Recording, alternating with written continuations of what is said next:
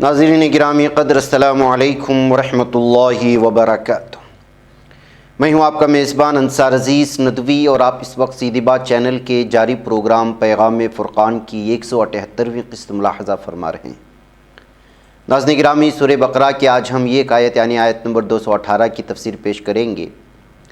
آئیے سب سے پہلے تلاوت کر لیتے ہیں۔ اعوذ باللہ من الشیطان الرجیم، بسم اللہ الرحمن الرحیم۔ ان الذین آمنوا والذین ہاجروا وجاہدوا فی سبیل اللہ اولئک یرجون رحمت اللہ واللہ غفور رحیم۔ یعنی جو لوگ ایمان لائے اور جنہوں نے ہجرت کی اور اللہ کی راہ میں جہاد کیا، وہی اللہ کی رحمت بے پایاں کے امیدوار ہیں، اور اللہ ان کی لغزشوں کو معاف کرنے والا، اپنی رحمت سے انہیں نوازنے والا ہے۔ ناظرین گرامی، فرمایا گیا ان الذین آمنوا، یعنی بلا شبہ جو لوگ ایمان لائے۔ انا کے معنی آتے ہیں بلا شبہ، یعنی بے شک۔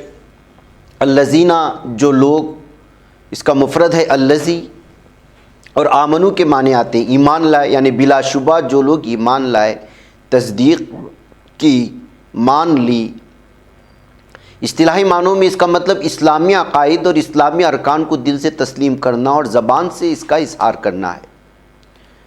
قرآن حکیم کی مندرجہ ذیل آیت مبارکہ سے ایمان کی بنیادی باتوں کا پتہ چلتا ہے۔ پھر آگے فرمایا گیا لیس البر ان تولوا وجوہکم قبل المشرق والمغرب ولکن البر من آمن باللہ والیوم الآخر والملائکۃ والکتاب والنبیین۔ یعنی نیکی یہی نہیں کہ تم مشرق یا مغرب کو قبلہ سمجھ کر ان کی طرف منہ کر لو، بلکہ نیکی یہ ہے کہ لوگ اللہ پر اور روز آخرت پر اور اللہ کی کتاب پر، نبیوں پر ایمان لائیں۔ یہ 5 باتیں ہیں، جیسے ایمان باللہ، ایمان بالآخرہ، ایمان بالملائکہ، ایمان بالکتب اور ایمان بالنبیین۔ مولانا محمد حنیف ندوی رحمۃ اللہ لکھتے ہیں کہ جب ہم اللہ پر ایمان لے آئیں تو اس کے معنی یہ ہوئے کہ ہم زندگی کے مطمع نظر کو پا گئے اور اللہ بزرگ و برتر سے اپنا رشتہ جوڑ لیا، جو تمام اقدار حیات کا منبع و سرچشمہ ہے، جو ہمہ خیر، ہمہ حسن اور ہمہ خوبی ہے۔ اس طرح گویا زندگی کو ایک سانچہ ملا اور ایک راہ متعین ہوئی جو نیکی، جمال اور حسن کی راہ ہے۔ اللہ تعالیٰ پر ایمان لانے کے معنی بھی ہیں کہ ہمارا احساس تنہائی و بیچارگی ختم ہوا اور ہم نے ایک ایسا مضبوط سہارا ڈھونڈ لیا جو نشیب و فراز حیات میں ہماری مدد کر سکتا ہے۔ یہی نہیں، جو ہماری ضرورتوں سے آگاہ ہے اور ہماری دعاؤں کو سنتا اور قبول کرتا ہے، جو دکھ درد میں ہمارے زخموں پر پاہا رکھتا ہے اور مصائب و مشکلات میں ہماری رہنمائی کرتا اور نجات و مخلصی کی راہ سجاتا ہے۔ ایمان بالآخرت نے ہمیں موت کے ڈر سے آزادی بخشی اور زندگی کے بارے میں یقین دلایا کہ یہ رواں دواں جاویدانی ہے۔ اس عقیدے سے ہم میں احساس سے ذمہ داری پیدا ہوتی ہے، کیونکہ اگر آخرت کا تصور صحیح ہے تو اس کے معنی یہ ہے کہ ایک دن ہمیں اللہ تعالیٰ کے حضور پیش ہونا اور اپنی گزشتہ زندگی کے بارے میں جواب دہی کرنا ہے۔ اور ایمان بالملائکہ کو ماننے سے ہم علت و معلول کے میکانکی چکر سے رہائی حاصل کر لیتے ہیں اور یہ تسلیم کر لیتے ہیں کہ دراصل کائنات میں ارادہ الہی کی حکمرانی ہے اور اس کی اطاعت و بندگی میں لاتعداد مخلوق ہے جو ہماری نظروں سے پوشیدہ ہے۔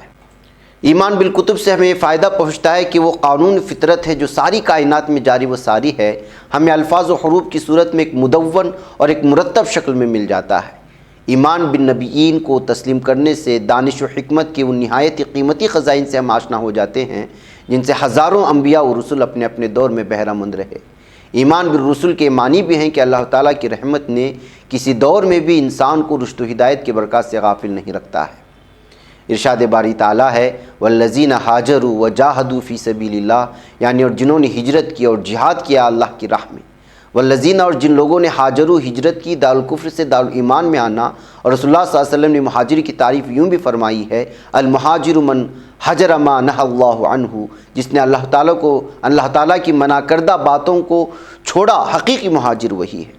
پھر آگے فرمایا گیا وجاہدوا فی سبیل اللہ، یعنی اور جہاد کیا اللہ کی راہ میں۔ جہاد اور جہاد کیا، یعنی اللہ کے دین کو سربلند کرنے کے لیے اس کی راہ میں لڑائی لڑی۔ صاحب تفہیم القرآن لکھتے ہیں کہ جہاد کے معنی ہیں کسی مقصد کو حاصل کرنے کے لیے اپنی انتہائی کوشش صرف کر دینا۔ یہ محض جنگ کا ہم معنی نہیں ہے، جنگ کے لیے تو قتال کا لفظ استعمال ہوتا ہے، جہاد اس سے وسیع تر مفہوم رکھتا ہے اور اس میں ہر قسم کی جد و جہد شامل ہے۔ مجاہد وہ شخص ہے جو ہر وقت اپنے مقصد کی دھن میں لگا ہو، دماغ سے اسی کے لیے تدبیریں سوچے، زبان و قلم سے اسی کی تبلیغ کرے، ہاتھ پاؤں سے اسی کے لیے دوڑ دھوپ اور محنت کرے اور اپنے تمام امکانی وسائل اس کو فروغ دینے میں صرف کر دے، ہر اس مزاحمت کا پوری قوت کے ساتھ مقابلہ کرے جو اس راہ میں پیش آئے، حتیٰ کہ جب جان کی بازی لگانے کی ضرورت ہو تو اس میں بھی دریغ نہ کرے۔ اس کا نام ہے جہاد، اور جہاد فی سبیل اللہ یہ ہے کہ یہ سب کچھ صرف اللہ کی رضا کے لیے اور اس غرض کے لیے کیا جائے کہ اللہ کا دین اس کی زمین پر قائم ہو اور اللہ کا کلمہ ساری کلموں پر غالب ہو جائے، اس کی سوا اور کوئی غرض مجاہد کے پیش نظر نہ ہو۔ پھر آگے فرمایا گیا اولئک یرجون رحمت اللہ، یعنی یہ ہیں وہ لوگ جو امیدوار ہیں اللہ کی رحمت کے۔